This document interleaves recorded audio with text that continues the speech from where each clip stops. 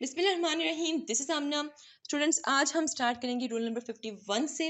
अल्हम्दुलिल्लाह 50 रूल्स हमारे कंप्लीट हो चुके हैं और पार्टी बनती है सिर्फ उन स्टूडेंट्स के लिए जो मेरे साथ रहे, उन्होंने 50 रूल्स देखे, सुने और प्रैक्टिस भी की। So without wasting any time rule number 51 को स्टार्ट करते हैं। आज का जो लेक्चर है ये बहुत इंपॉर्टेंट है और बहुत ईजी है, बहुत मज़ा आने वाला है। छोटे छोटे वर्ड्स होंगे जो आप लोगों को पता होंगे कि भाई इस तरह यूज़ करने हैं, उनको आज ही फ़ौरन से याद कर लीजिएगा वीडियो ख़त्म होने के बाद। और उसके बाद उसकी प्रैक्टिस करें, बोलें, अपने बहन भाइयों के साथ बोलें, अपनी अम्मी अब्बू के साथ बोलें, फ्रेंड्स के साथ बोलें, और आपके लिए आसान होता जाएगा ये इंग्लिश लैंग्वेज का सफ़र। Okay, use can to express ability. कुछ ऐसे वर्ड्स हैं जैसे कि can, must, could, would, should. ठीक है, ये कुछ ऐसे वर्ड्स हैं जो हम लोग बहुत से सेंटेंस में यूज़ करते हैं, बट वी डोंट नो कि हमें कहाँ पर इनका एक्चुअली में यूज़ करना चाहिए और कहाँ पर इनका यूज़ नहीं करना चाहिए। तो सबसे पहले हम देखेंगे कि हमने कैन का यूज़ कहाँ पर करना है।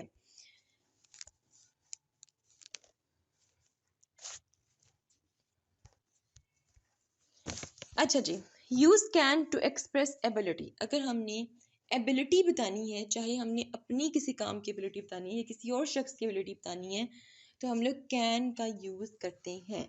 जैसे कि वो भाग सकता है, मैंने उसकी एक एबिलिटी बताई है।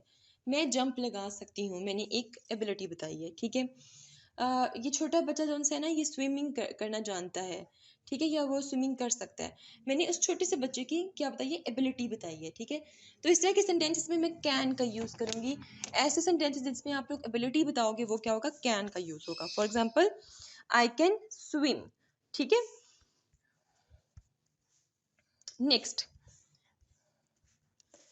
अच्छा, पहले मस्ट अंडरस्टैंड करने से पहले हम लोग कुड को ज़रा अंडरस्टैंड करते हैं कि हम लोग कैन, कुड, ठीक है, देन फिर वुड, फिर शुड, फिर उसके बाद हम लोग मस्ट देखेंगे। अच्छा जी, तो हम लोग कुड को देखते हैं। ठीक है, use could for past ability और पोलाइट रिक्वेस्ट। ठीक है, जब हम कुड यूज करते हैं ना, उसमें भी हमने एबिलिटी बतानी होती है, लेकिन उसमें हम लोग पास्ट एबिलिटी बताते हैं। मतलब कि बचपन में मैं जंप कर सकती थी। ठीक है, मैं अपनी बचपन की वो एबिलिटी बता रही हूँ जो मेरी पहले की थी। फर्ज करो कि अभी मेरी उम्र कोई 60 साल है। ठीक है, तो अब मैं जंप नहीं करूँगी तो भाई हड्डियाँ टूटेंगी इस टाइम। तो मैं अगर अपनी पास्ट की एबिलिटी बता रही हूँ तो उस केस में मैं किसका यूज़ करूँगी, मैं कुड का यूज़ करूँगी। ठीक है, और इसके अलावा अगर मुझे कुछ पोलाइट रिक्वेस्ट करनी है, ठीक है, तो तब भी मैं कुड का यूज़ करूँगी। ठीक है, तो ये आपने डिफरेंट तो ये आपने याद रखना है। For example, I could run very fast when I was little. जब मैं छोटी थी मैं बहुत तेज़ भागती थी। ठीक है, तो यहाँ पर देखो, यहाँ मैं भाग सकती थी, तो यहाँ पर देखो कुड का यूज़ हुआ है। यहाँ पे मैं सेंटेंस को पढ़ के आपको लगेगा कि ये मेरी मौजूदा हालत नहीं है, ये मेरे पास्ट की बात हो रही है। मतलब कि यहाँ पे मैं बता रही हूँ अपनी एक एबिलिटी के बारे में, बट वो एबिलिटी जो कि मेरे पास्ट में मेरे पास थी। ठीक है, देन मैंने कहा कि पोलाइट रिक्वेस्ट के लिए भी हम लोग यूज़ करते हैं, could you pass me the sugar please. ठीक है, तो ये क्या है जी, एक मैं रिक्वेस्ट कर रही हूँ। ठीक है, could you pass me the sugar please. ठीक है, तो ये क्या है जी, एक पोलाइट रिक्वेस्ट है। तो इस तरह के सेंटेंसेस में भी आप क्या कर सकते हो, कुड का यूज़ कर सकते हो। ठीक हो गया। अच्छा, अब हम देखते हैं मस्ट को। मस्ट का यूज़ हम कहाँ कर सकते हैं, use must for strong obligations और रिक्वायरमेंट्स। ठीक है, स्ट्रॉन्ग ऑब्लिगेशंस और रिक्वायरमेंट्स के लिए हम लोग मस्ट का यूज़ करेंगे। मतलब जब हम किसी चीज़ पे जोर दे रहे हो, भाई तुमने ज़रूर करना है, तुमने ज़रूर आना है, मैं इंतज़ार करूँगी। ठीक है, तो यहाँ पे मैं क्या कर रही हूँ, मैं strong obligations and strong requirements को फॉलो कर रही हूँ। For example, you must follow the rules. ठीक है, या you must follow the English grammar rules. तुम्हें ज़रूर इन रूल्स को फॉलो करना है। ठीक है, मतलब मैं जोर दे रही हूँ। ठीक है, तो ये हो गया जी मस्ट। अब हम डिस्कस करते हैं शुड को। शुड हम कहाँ यूज़ करते हैं, we should use should for advice और सजेशंस। ठीक है, अगर हमने किसी को कोई मशवरा देना हो, ठीक है, जैसे कि बड़ी बड़ी आंटियाँ हमेशा मौजूद होती हैं किसी भी शादी में आपको मशवरे देने के लिए, बिल्कुल उसी तरह अगर हमने अपने पेरेंट्स की एडवाइस लेनी हो, ठीक है, या हम खुद को अगर बड़ा कंसिडर करते हैं, छोटे बच्चों को एडवाइस हमने करनी हो, तो तब हम लोग शुड का यूज़ करते हैं। ठीक है, तो यहाँ पे एज सच हम किसी किस्म के स्ट्रॉन्ग ऑब्लिगेशंस या रिक्वायरमेंट्स का यूज़ नहीं कर रहे। एज सच हम लोग सिंपल मशवरे देने के लिए यूज़ करते हैं शुड को। For example, you should exercise regularly. ठीक है, बट अगर मैं कहूँ यू मस्ट एक्सरसाइज रेगुलरली, तो मतलब मैं एम्फोसाइज कर रही हूँ, मैं जोर दे रही हूँ कि भाई तुमने ज़रूर करनी है, ठीक है। बट अगर मैं कह रही हूँ कि यू शुड एक्सरसाइज रेगुलरली, मैं उसको एक मशवरा दे रही हूँ कि तुम्हें रोज़ एक्सरसाइज करनी चाहिए, ठीक है। मैं उसको फोर्स नहीं करी कि हाँ हाँ तुमने ज़रूर करनी है, ज़रूर ज़रूर, ठीक है। तो इसको होपफुली आपने अंडरस्टैंड कर लिया होगा। अब हम देखते हैं शुड के बाद वुड को। अच्छा जी, ये आपके सामने आ गया would. Use would for polite request, ठीक है। जल्दी से रिकॉल करें, इससे पहले मैंने पोलाइट रिक्वेस्ट कहाँ पर यूज़ किया था? जल्दी जल्दी रिकॉल करें, जल्दी जल्दी जल्दी से रिकॉल करें। यस यस यस, जब मैंने कुड का यूज़ किया था तब भी पोलाइट रिक्वेस्ट के लिए मैंने कुड का यूज़ किया था, ठीक है। अब यहाँ पे जब हमने वुड का यूज़ करना है तब भी हम लोग पोलाइट रिक्वेस्ट सामने रखेंगे, ठीक है। जब पोलाइट रिक्वेस्ट रखनी होगी तब भी हम लोग वुड का यूज़ करेंगे, ठीक है। बट एज वेल एज मैंने लिखा हाइपोथेटिकल सिचुएशंस में भी आप लोग वुड का यूज़ कर सकते हो। हाइपोथेटिकल सिचुएशंस क्या होती हैं? ऐसी सिचुएशन जो कि हमारी इमेजिनरी हो, मतलब हमारी सोची हुई हो, ठीक है। हकीकत से उसका लेना देना ना हो, बट हमारी सोचों में भी बड़ा कुछ हम लोग सोच लेते हैं, ठीक है। फिर इसलिए आप लोग आधे से ज़्यादा स्टूडेंट मेरे लेक्चर जरूर ले रहे होंगे, बट मेंटली वो एब्सेंट होंगे, पता नहीं क्या क्या उनके जहन में चल रहा होगा, मतलब इमेजिनेशंस जिसे कहते हैं। सो आपकी हाइपोथेटिकल सिचुएशंस में भी आप लोग वुड का यूज़ करते हो, ठीक है। अच्छा, for example would you like some tea, ये बेसिकली क्या है जी? ये आप उससे पूछ रहे हो, ये एक तरह से पोलाइट रिक्वेस्ट में आएगा, क्या आप टी लेना पसंद करेंगे, ठीक है। अच्छा, उसके बाद if I want the lottery I would buy a new car, ठीक है। ये क्या है जी? मेरी एक इमेजिनेशन है कि अगर मैंने लॉटरी मेरी निकल आई ना तो मैं एक नई गाड़ी लूँगी। तो यहाँ पे क्या है जी? वुड का यूज़ कर रहे हैं कि आप एक हाइपोथेटिकल सिचुएशन में वुड को यूज़ कर रहे हो। क्लियर? यहाँ पर वीडियो स्टॉप करें, एक दो बार फिर से रिकॉल कर लें ये सारे के सारे वर्ड्स, ताकि आप लोगों को अब भी याद हो जाएंगे, बहुत ईजी है। और अगर आप लोगों को वर्ड, शुड, कैन, कुड ये सब मस्ट याद करके आप लोगों को इनको यूज़ करना आ गया ना, तो लिटरली आप लोगों को बहुत मज़ा आने वाला है और आप लोगों को कोई मुश्किल नहीं होगी इंग्लिश लिखने में। अच्छा, उसके बाद नेक्स्ट चलते हैं जी। Rule number 51 complete, rule number 52 पे चलते हैं। रूल नंबर 52 क्या है जी?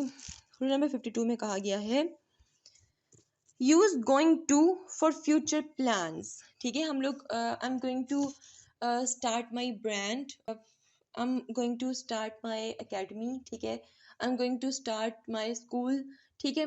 तो ये वो चीज़ें हैं जो आप बार बार कह रहे हो, I am going to, I am going to, I am going to doing this, I am going to doing this, ठीक है। अगर आप इसमें देखें तो गोइंग टू आप लोग यूज़ कर रहे हो, जबकि आप वो बात बता रहे हो जो आपने फ्यूचर में करनी है। तो why don't you use here will here? Will का क्यों नहीं यूज़ कर रहे हो? देखो, एक चीज़, एक डिफरेंस को अंडरस्टैंड करो। अगर कोई प्लान आपने पहले से बना लिया हुआ है, ठीक है, तो उसके लिए आप लोग क्या यूज़ करोगे? गोइंग यूज़ करोगे, मतलब मैं अकेडमी स्टार्ट करने लगी हूँ, ठीक है। ये वो आपका प्लान है जो आप लोग आप करने वाले हो, ठीक है। जस्ट आप बस स्टार्ट लेने वाले हो, ठीक है। अगर आप कहो कि मैं तो 3 साल तक अकेडमी स्टार्ट करूँगी, तो इस केस में आप ये नहीं कह सकते आई एम गोइंग टू। यहाँ पे आपका एक प्लान नज़र आ रहा है वो स्ट्रॉन्ग किस्म का, तो इसलिए यहाँ पे आप गोइंग टू यूज़ नहीं करके यहाँ पे आप विल का यूज़ करोगे, ठीक है। बट जब आपका एक स्ट्रॉन्ग प्लान ऑलरेडी बना होता है, ठीक है, तब आप गोइंग टू का यूज़ करोगे, ठीक है। वैसे फ्यूचर के लिए विल का यूज़ होता है। फॉर एग्जाम्पल यहाँ पे लिखा हुआ है जी I am going to visit my parents tomorrow, ठीक है, कल मैं अपने पेरेंट्स से मिलने जा रही हूँ। तो यहाँ पे ये वो आपका प्लान बन चुके और आपने कल करना है ये काम, ठीक है। मैं 4 बजे आपके साथ कॉफ़ी पीने जा रही हूँ। तो यहाँ पर आप देखें कि ये वो प्लान है जो ऑलरेडी आप लोगों का प्लान फिक्स्ड है, और आप लोग ने अब 1 या 2 या कुछ मिनट्स बाद आपने ये काम करना है, ठीक हो गया। नंबर 52 क्लियर हो गया। अब गोइंग टू कहाँ यूज़ करना है ये आप लोगों को पता होना चाहिए। ऐसे ही मुंह उठा के going to, I am going to do this, I am going to, ये यूज़ नहीं करना। जो आप लोग समय टेक्निक्स रखी गई हैं, रूल्स रखे गए हैं, उनको जहन में रखते हुए गोइंग टू को यूज़ करना है। अच्छा, रूल नंबर 53 की बात कर लेते हैं। यहाँ पे हम देखेंगे कि मे और माइट का यूज़ किस तरह होता है। ये बड़ी मज़े की चीज़ है, इसको अंडरस्टैंड करें। देखिए, एक बात तो अंडरस्टैंड कर लें कि मे और माइट हम लोग तब यूज़ करते हैं जब पॉसिबिलिटी होती है, ठीक है। अब वो पॉसिबिलिटी कभी ज़्यादा होती है, कभी पॉसिबिलिटी कम होती है। जैसे कहते हैं ना, तुक्का लगाना, ठीक है, कल बारिश होगी, इट मे रेन टुमारो। ये क्या है जी? मैंने तुक्का लगाया है, मुझे पता कुछ भी नहीं है, मैंने एम ही बोल दिया। जब मुझे बिल्कुल भी नहीं पता ना, कि मतलब बिल्कुल भी मुझे आइडिया नहीं है, एम ही बस मैंने बहुत ही कम पॉसिबिलिटी है, मैं कहती हूँ इट माइट बी पॉसिबल कि कल बारिश हो, ठीक है। तो ये बेसिकली क्या है, देखिए मेरे बोलने वाले अंदाज से आपको अंदाजा होगा कि आई एम नॉट श्योर, मैं श्योर नहीं हूँ और मैं बोल रही हूँ, ठीक है। तो माइट क्या होता है जी कि पॉसिबिलिटी जब बहुत कम हो, ठीक है। मे होता है पॉसिबिलिटी, लेकिन उसमें थोड़े चांसेस नजर आ रहे होते हैं हो जाने के, वो भी पॉसिबिलिटी ही होता है, लेकिन माइट क्या होता है कि बहुत कम पॉसिबिलिटी।